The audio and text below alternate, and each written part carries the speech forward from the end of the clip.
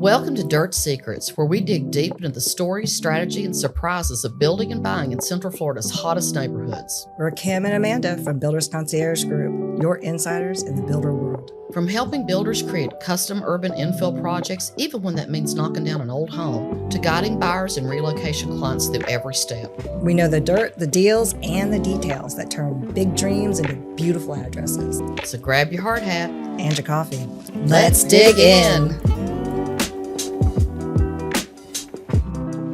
So Kim, one of the things you just brought up that we were talking about earlier, we're doing urban infill. That's a good thing and a bad thing. And some of the neighbors don't like it. Tell me a little bit more about that.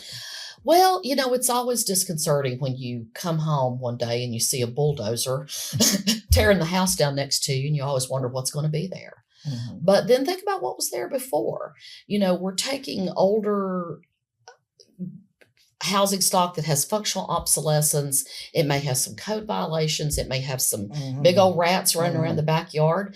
And so you think about somebody's going to put a nice, new, shiny house next to you. It's going to raise your property value. It's going to make your street look better. And you'll certainly have a safer, better structure next to you than the one that was there before. That's actually a really important thing that we need to get out to everybody. Everybody needs to share this with everybody, by the way.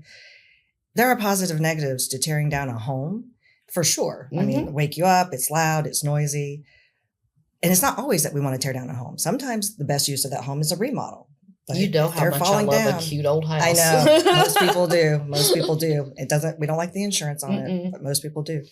But it is a thing that, they come in our open houses after we get going and they're like, not in my neighborhood. You'll never get this much money again for this house. You don't know what you're doing. And you're like, oh, okay. So help me understand why you're upset about this. Well, it's the process. It's like, it's the price of improvement. It just happens. The benefit, though, like you said, of new construction is it's going to raise your property values. Everybody's going to get more money. Your city's going to get more money in taxes.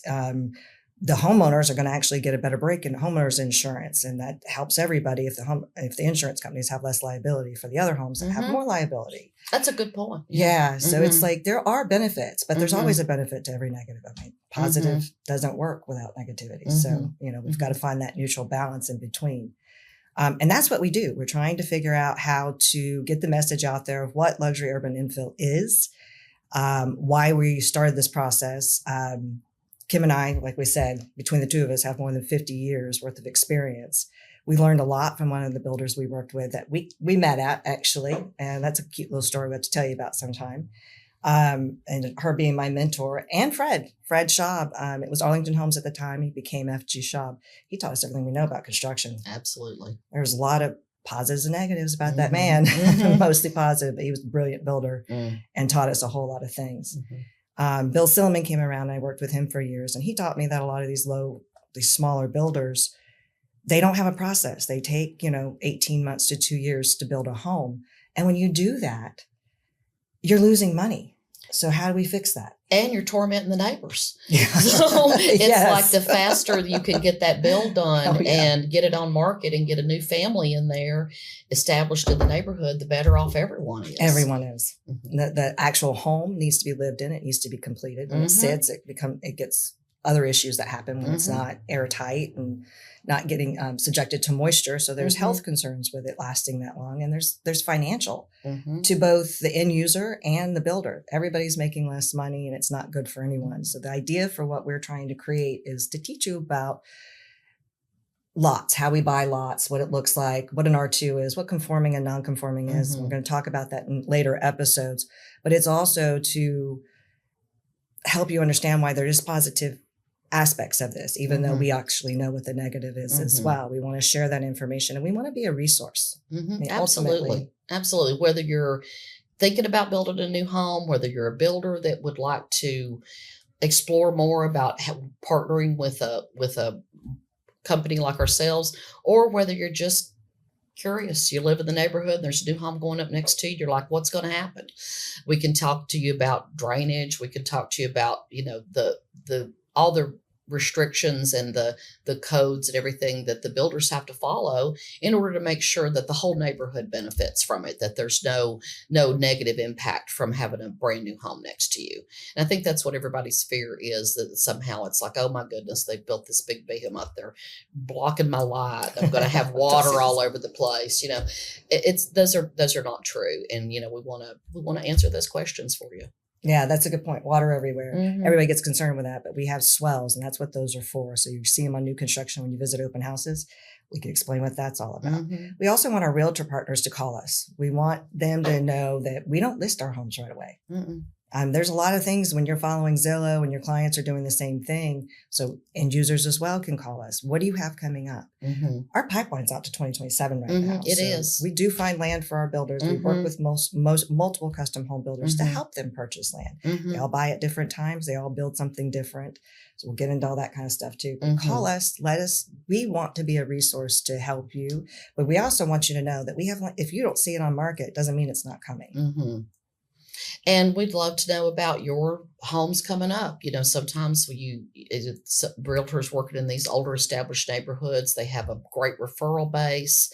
It might have been a house they sold to someone 20 years ago, and now they're ready to move on to the next chapter of their life. We're happy to help you assess that and decide what the highest and best use of that home site is.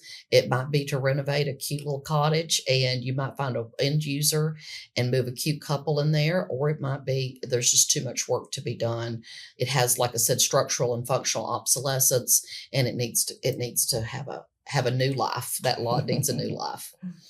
There's just so many stories I have in my head, that reason we started this, but specifically there's, you just mentioned something that triggered my memory. We have a lot of people that the kids are selling their houses. Mm-hmm. The parents have passed on, they inherited Mm-hmm. a home. There's multiple kids in the middle of all this, and probate and all these kind of things. Mm-hmm. They get in their head a home is worth something that it's not, Mm-hmm. and they don't know why. Mm-hmm. A lot of realtors don't understand it either because they're into the resale business. Mm-hmm. So determining if the highest and best use for that property is to sell the home as a lot or to sell the home as a fixer-upper. Mm-hmm. There's a lot of different factors that we want to be a resource for that for. Mm-hmm. But ultimately, we've seen a lot of, I mean, come on, calling ourselves a realtor is a big fancy way of saying we're firefighters, we're therapists, we're marriage counselors, we're divorce, psychologists, assistants, and helping you separate that situation as well, which congratulations, you've been down that road.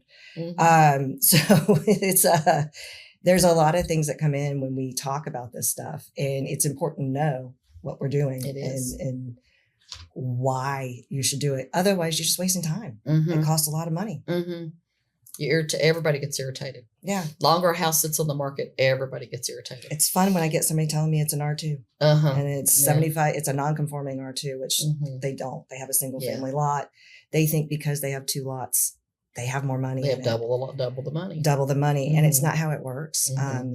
And we'll dig into some more of the arcane points of that in another episode. But it is very, at first glance, every lot is not what it appears to be. Right. So we're here to help you dig into that information. We're happy to offer our expertise and our knowledge just to assist you in providing better information to your sellers. Setting the right expectations, right? I mean, it's we set them the right all way. Of we're all about happy. setting right expectations. Communication. So it's an educational aspect of something that is lacking in our market and probably throughout the country. To be honest with you, it's something different that we're doing. We can't make more land. All we can do is tear down and rebuild.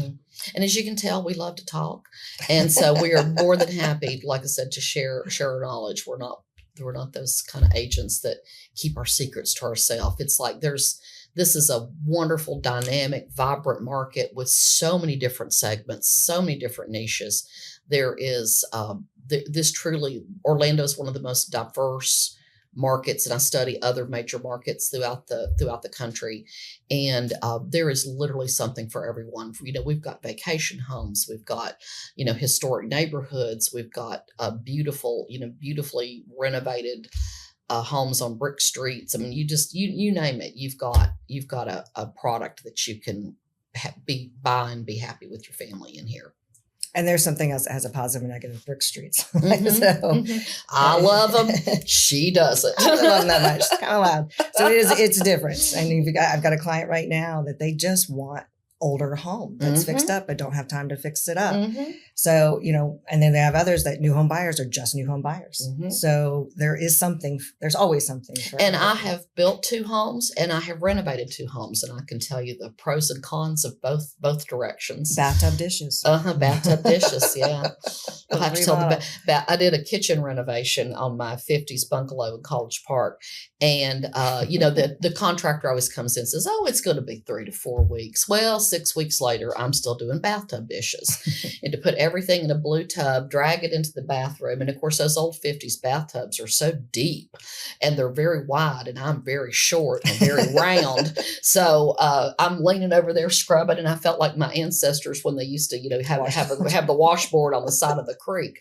I was like, I had a new appreciation for my Scottish ancestors that came here a long time ago. But the end result, those are things that you have to live through when you buy an older home. But if you're interested in renovation, we also have resources for that. We can point you to some great contractors. We can point you to some great designers, some great architects, because it's not a process that should be taken lightly. I think we've all seen bad renovations.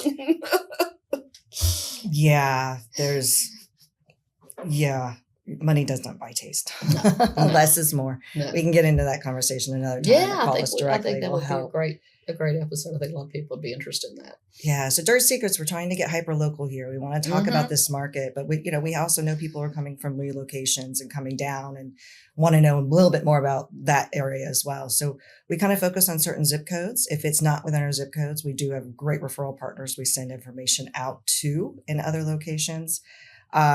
We're going to be your hyper local experts where we do business, which is the surrounding zip codes around downtown Orlando, College Park, Winter Park, etc. This podcast is going to be a bit of a hybrid. You're going to hear all kinds of things, from new construction to remodels to land development to design information. We're going to interview a lot of the builders that we work with and maybe some that we don't. There's things that we're going to start diving into even more deeply about zoning and the reason why we have so many challenges with infill. And especially, we want realtors to know this information. We want them to be able to have the information so they can capture that listing and help that seller, help them properly, setting the right expectations. Everybody gets disappointed. Everybody loses money. Yeah. Nobody wins. You get a stigma to if you don't price it correctly and it doesn't sell, there's a stigma to it now. What's wrong? Can you tell that to all of our builders? Yeah. Well, I'm trying. That's what this is for. You got to set your price point right. Anytime somebody's like, why isn't that selling? There's one of 3 reasons. Yeah. So we can dig deeper into that as well. Yeah. And this market has shifted quite a bit in the last 3 years, obviously. And while things are Orlando's still a very healthy and strong market, which is encouraging compared to some other submarkets in the state, there's definitely a lot more investigation. There's a lot more information needed up front. There's a lot more time and thought into the buying process. So, we can talk about that and try to help you shorten that process with your seller or your buyer. Well, click, share, like us, do all the above. We know you already like us, but we'll hit the like button. And if you don't, you will. And if you don't come back. No, I'm just kidding. No, seriously, like us, follow us. The schedule will come out. You'll know when to catch up with us. We'll keep you posted on everything. That's all things to do with Dirt Secrets and Builder Concierge Group. Let's have coffee sometime. Just not too early because we're on realtor time. She's earlier than I am. I'm fine with coffee at 6 a.m., but if you want to see us together, it's going to be after 9. Facts. That's another episode of Dirt Secrets, where we uncover the real stories and strategies behind building and buying in Central Florida. If you're a builder ready to make your mark with a custom urban infill project, a buyer looking for the perfect home, or someone relocating here for a fresh start, we're here to guide you from blueprint to closing. Make sure to follow the show on your favorite podcast app so you never miss a single secret and to stay ahead of the market. You can find us at buildersconciergegroup.com or on Instagram and Facebook at Builders Concierge Group, where we share listings, behind-the-scene tours, and sneak peeks of what's coming next. We'd love to hear from you. Send your questions, your dream home wish list, or your own dirt secret, and we might feature it in a future episode. Remember, whether you're breaking ground, buying your first home, or finding your Florida forever home, the right property isn't just built, it's crafted with the right team, the right strategy, and the right connections. You've been listening to Dirt Secrets, and we'll see you on the next episode.